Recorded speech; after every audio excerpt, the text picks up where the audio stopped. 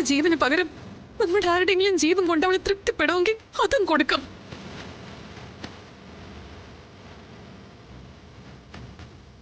എന്ത് വില കൊടുത്തും നമ്മുടെ മോളെ നമുക്ക് ജീവിതത്തിലേക്ക് തിരിച്ചു പിടിച്ച മതിയാവോ അച്ഛാ?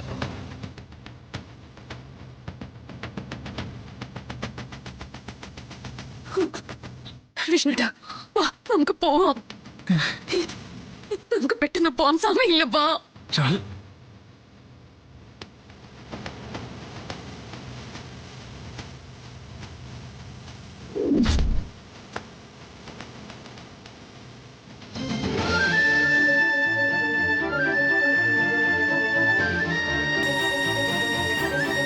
അമ്മേ, അമ്മ ഇന്ന് വരില്ലേ? ഉറപ്പില്ല മോളെ. ഇത്രയും ദൂരം അമ്മ ഒറ്റയ്ക്ക്? വേറെ വഴിയില്ലടി. നീ എന്റെ കൂടെ പോന്ന പിന്നെ ഇവിടെ ശാരി തനിച്ചല്ലേ ഉള്ളൂ. ജംഗ്ഷനിൽ ചെന്നാ ടാക്സി കിട്ടും, അതിൽ ഞാനങ്ങ് പൊക്കോളാം. അമ്മേ, എന്താടി? കാശുണ്ടോ കയ്യില്? അത്യാവശ്യത്തിന് കാശൊക്കെ ഉണ്ട്. ശരി.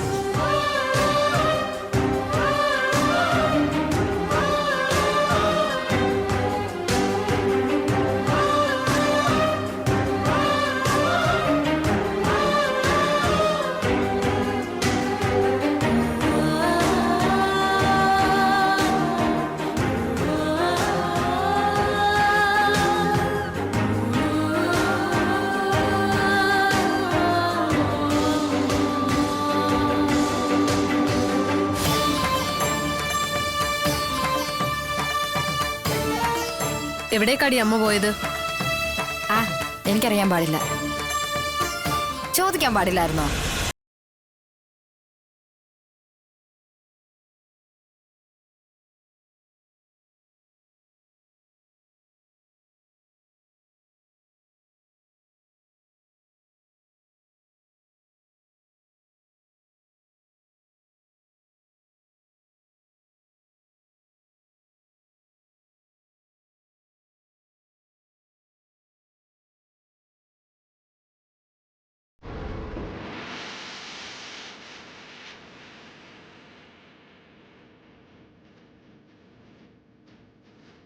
അവര് വന്നോട്ടെ സാർ. മിനിസ്റ്ററുടെ PA എന്നെ ഇപ്പോൾ വിളിച്ചിരുന്നു. സ്പെഷ്യൽ പെർമിഷൻ്റെ ആവശ്യമൊന്നുമില്ല സാർ. ഒരേ കാര്യത്തിന് എത്ര പേരുടെ കോളാ. എല്ലാവരോടും സമാധാനം പറഞ്ഞു മടുത്തു. സത്യാമ്മയുടെ കൊച്ചുമോളല്ലേ മേഡം? പോരാത്തതിനൊരു കൊച്ചു കുഞ്ഞിന്റെ കാര്യവും.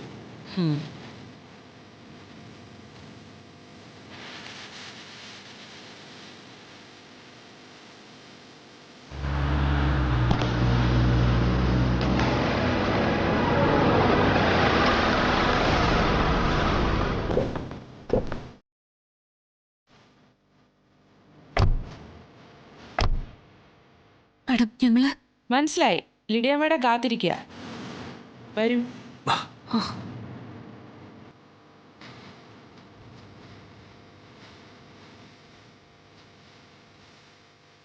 മേഡം വരൂ. മാഡം, ഞങ്ങള് എല്ലാം അറിയാം. നിങ്ങളവിടെ ഇരിക്കൂ. ഇരിക്കൂ.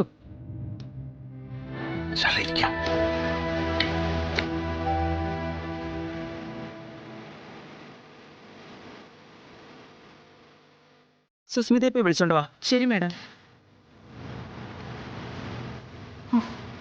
സുസ്മിത, ആര് വന്നാലും ഇവിടുത്തെ അന്തരീക്ഷമായി ഇണങ്ങണമല്ലോ. സുസ്മിത അങ്ങനെ എളുപ്പം പെരുങ്ങുന്ന കൂട്ടത്തിലാണെന്ന് എനിക്ക് തോന്നുന്നില്ല.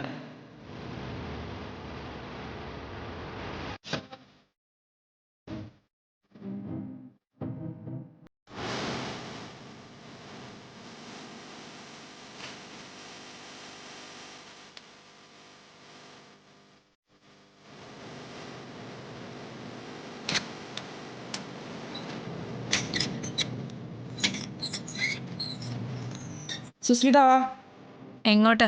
നിന്നെ ലിഡിയ മേഡം വിളിക്കുന്നു. എനിക്ക് വരാൻ മനസ്സിലെന്ന് പറഞ്ഞേക്ക്. ഡേ, നീ ചെല്ലുന്നോ അതോ? ഞാൻ പൊക്കോളാം. അതാ നിനക്ക് നല്ലത്. വാ.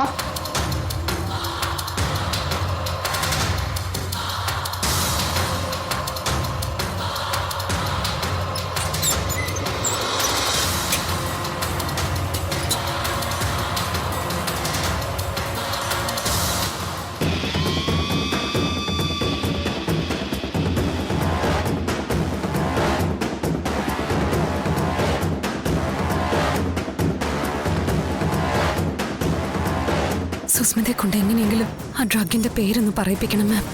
ഒരു കുഞ്ഞിന്റെ ജീവന്റെ കാര്യം, ഞങ്ങളുടെ പാറുണ്ട്. മാഡം, അതിനുവേണ്ടി മാഡത്തിന്റെ ഭാഗത്തുനിന്നുള്ള സഹായം കൂടി ഞങ്ങൾക്ക് വേണം. എൻ്റെ ഭാഗത്തു നിന്നുള്ള എല്ലാ സഹായവും നിങ്ങൾക്ക് കിട്ടും. എനിക്കും ഇതുപോലൊരു കുഞ്ഞുള്ളതാ.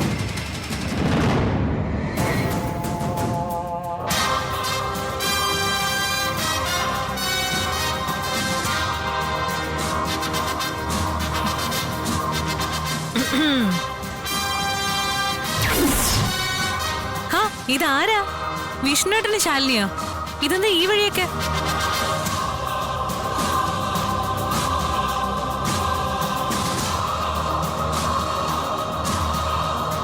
ഓ, എന്നെ മിസ് ചെയ്യുന്നുണ്ടായിരിക്കും അല്ലേ?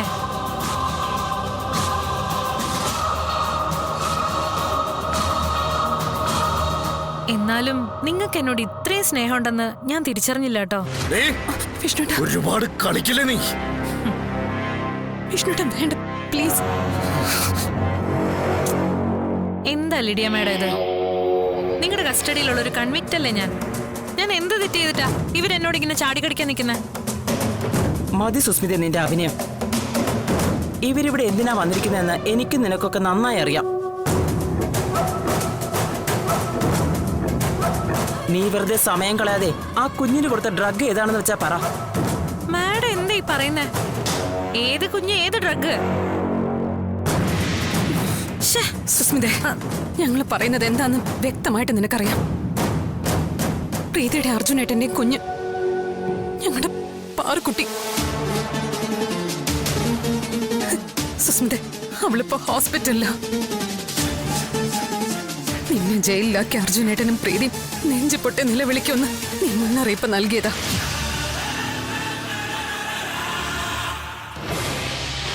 നീ ഇത് സാധിച്ചെടുത്തു.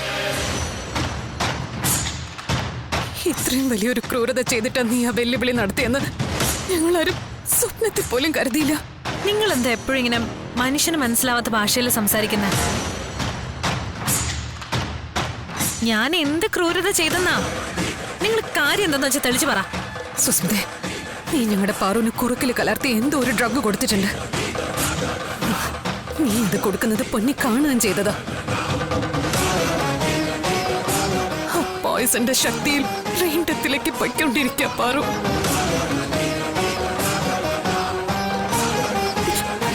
നോക്ക്, എത്രയും പെട്ടെന്ന് ആന്റിഡോസ് കുത്തിവെച്ച അവളെ രക്ഷിക്കാം.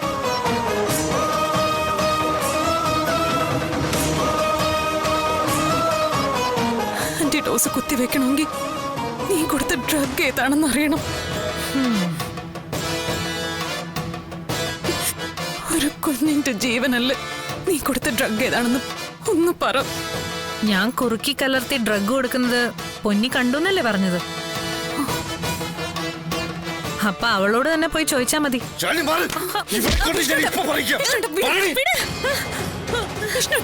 കൈക്കരുത്തും ദേഷ്യം കാട്ടാനുള്ള സമയവും സ്ഥലവും അല്ല ഇത്.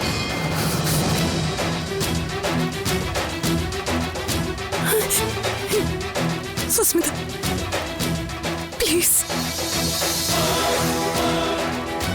നീ പെട്ടെന്നൊരു ദേഷ്യത്തിൽ ചെയ്തതാണെങ്കിലും അത് പാവം ഒരു കൈക്കുഞ്ഞ്. ആ ഡ്രഗ് താങ്ങാനുള്ള ശക്തിയൊന്നും ആ ഇളം ശരീരത്തിനില്ല.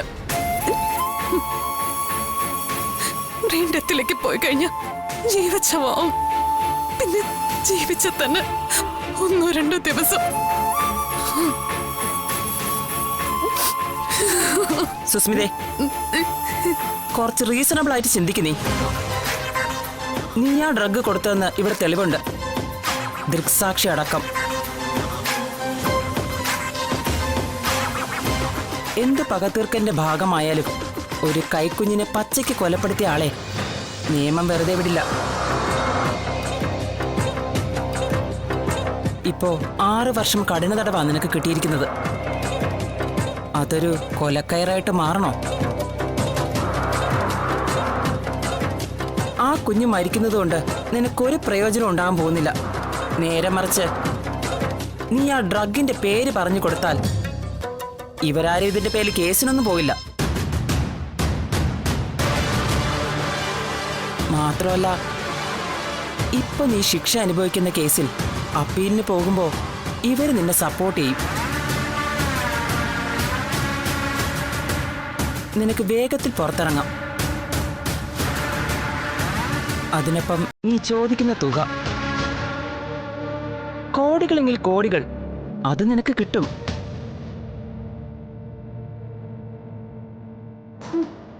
അറിയാലോ, സത്യാമ്മയുടെ കൊച്ചുമോളാ അത്.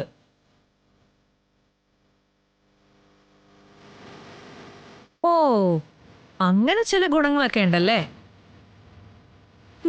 എനിക്കെതിരെയുള്ള കേസ് ഒഴിവാകും, ഈ കേസ് അപ്പീൽ പോകുമ്പോൾ എന്നെ സപ്പോർട്ട് ചെയ്യും.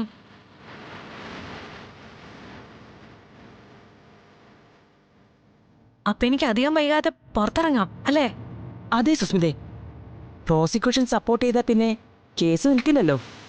ശിക്ഷ ഇളവും ചെയ്യും. ചിലപ്പോ വെറുതെ വിടാൻ.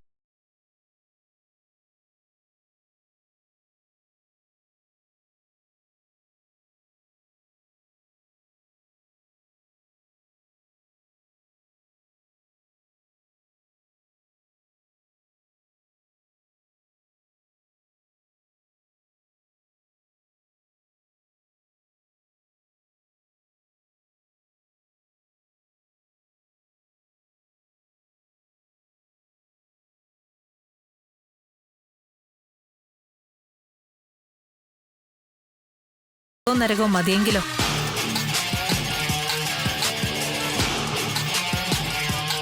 ഡ്രഗിന്റെ പേര് പറയാൻ മനസ്സിലെങ്കിൽ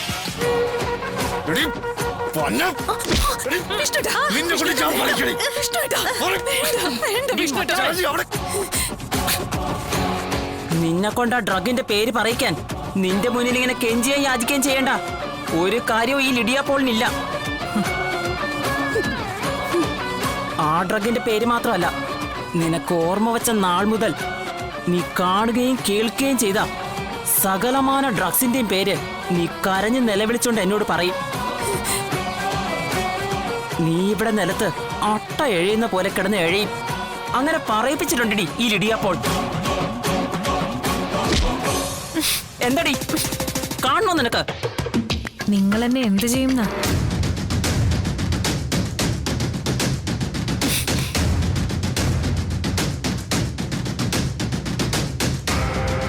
നഖത്തിനിടയിൽ മൊട്ടുസൂചി അടിച്ചു കയറ്റോ, അതോ കാൽമുട്ടകൾക്ക് താഴെ റൂൾ തടി വെച്ച് ഉരുട്ടോ? അതുമല്ലെങ്കിൽ തൊലി ഉരിച്ചെടുക്കാം.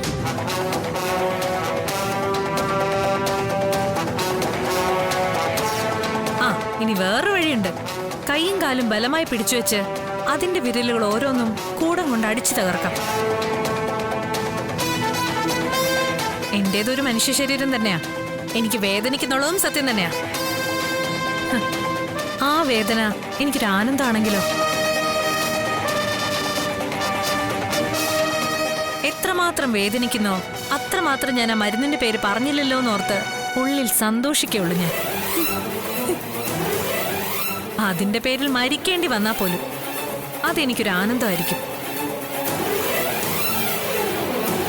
മരണത്തിന് മുന്നിൽ പോലും സുസ്മിത തലയുയർത്തി തോൽക്കാതെ നിന്നല്ലോ എന്ന് സന്തോഷിക്കുള്ളൂ ഞാൻ. നിങ്ങൾ കണ്ടിട്ടുള്ള മുക്കാൽ ചക്രത്തിന്റെ മോഷ്ടാവോ മാനക്കേട് ഭയന്ന് പെറ്റ കുഞ്ഞിനെ കഴുത്ത് ഞെരിച്ച് കൊന്നിട്ട് ജയിലിലേക്ക് വന്ന സ്ത്രീയോ അല്ല ഞാൻ. ഇതേ സുസ്മിതയാ, സുസ്മിത.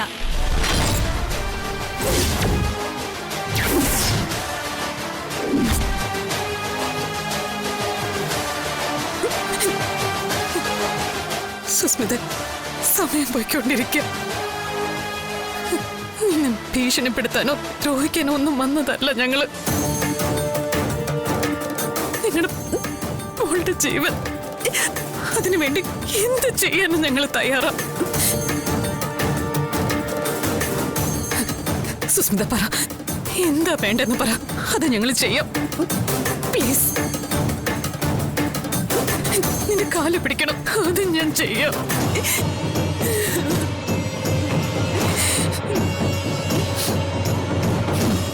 ഇപ്പോഴാ ശാലിനി നിങ്ങൾ കറക്റ്റ് റൂട്ടിലേക്ക് വന്നത്.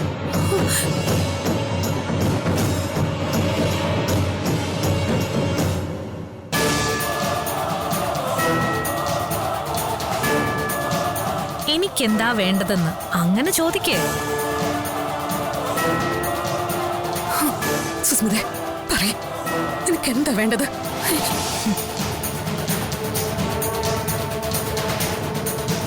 എന്റെ ബിലോങ്ങിങ്സ് ഇങ്ങെടുക്ക്.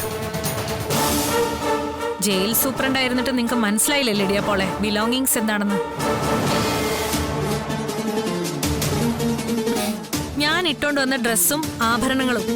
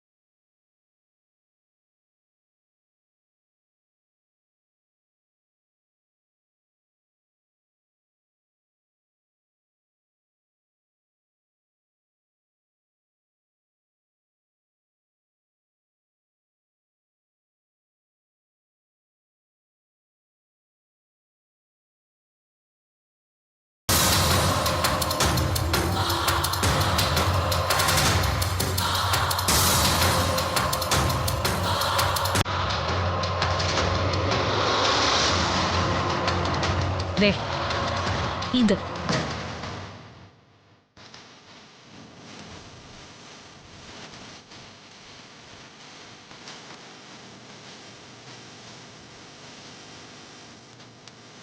ഓർമ്മയുണ്ടോ നിങ്ങൾക്കിത്?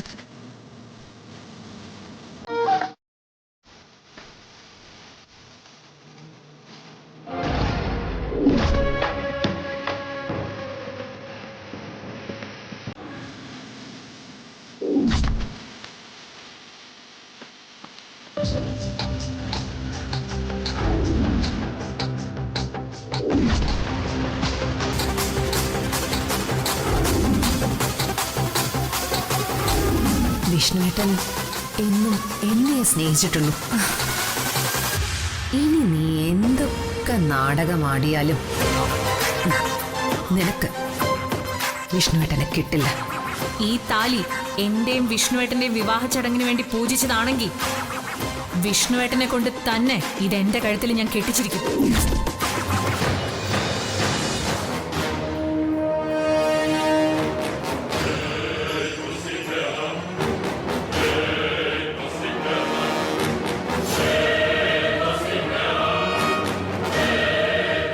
ഇതാടി ഞാൻ വർഷങ്ങളോളം ഊണിലും ഉറക്കത്തിലും കയ്യിൽ സൂക്ഷിച്ചിരുന്നത്.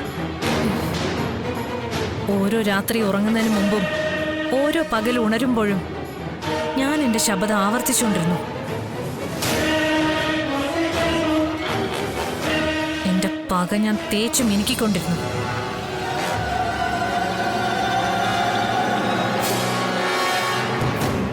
രോഹിത് എൻ്റെ കഴുത്തിൽ താലി കെട്ടുമ്പോഴും ഞാൻ ഇത് ഭദ്രമായി സൂക്ഷിച്ചിട്ടുണ്ടായിരുന്നു.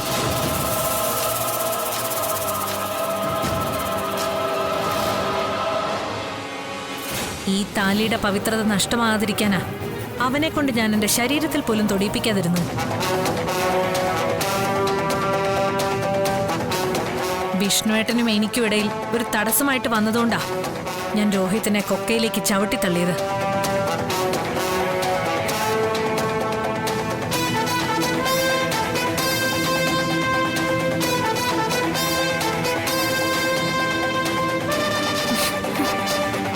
അങ്ങനെ നോക്കുമ്പോ നീ പോലും വിഷ്ണുവേട്ടനെ ഇത്രയധികം സ്നേഹിച്ചിട്ടില്ല. ഇത്രയും കാത്തിരുന്നിട്ടില്ല, ഇത്രയും ത്യാഗം സഹിച്ചിട്ടില്ല.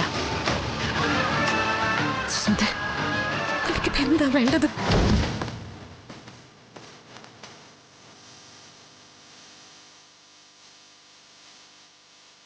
ഈ താലി വിഷ്ണുവേട്ടൻ എന്റെ കഴുത്തിൽ കെട്ടണം.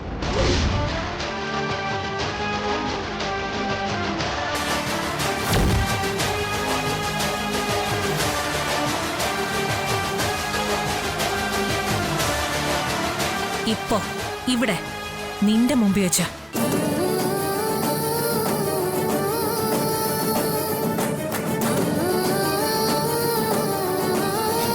നിങ്ങളല്ലേ പറഞ്ഞത് പാറുവിന്റെ ജീവന് വേണ്ടി എന്ത് വേണേലും ചെയ്യാന്ന്. എന്താ പറ്റില്ലേ?